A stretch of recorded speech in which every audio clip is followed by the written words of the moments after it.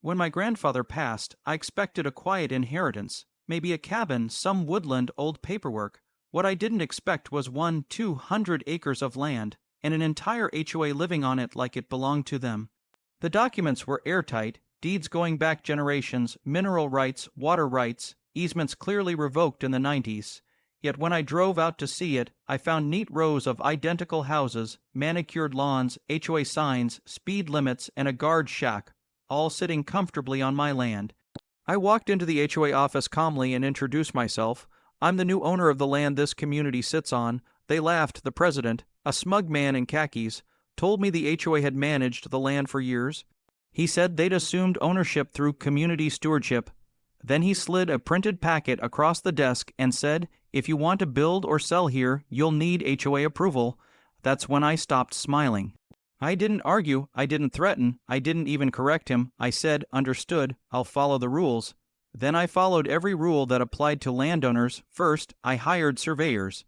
They marked every inch of the property, right through driveways, parks, retention ponds, and the HOA precious clubhouse. Next, I posted legal notices of trespass. Every single homeowner got one, so did the HOA board.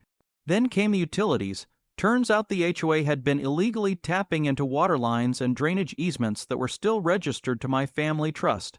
I notified the county notified the state. Fines started rolling in weekly. The HOA tried to fine me back. I responded by invoicing them market rate land use fees for 200 acres, retroactive. They tried to sue. My attorney filed one document in response, quiet title action, supported by 70 years of recorded ownership.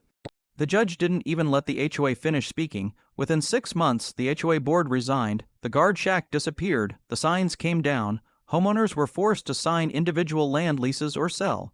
Some begged, some cursed, a few threatened. I stayed polite the entire time. Now the land produces revenue every month. The HOA no longer exists, and every time I drive through my property, I pass the old entrance sign, lying face down in the grass.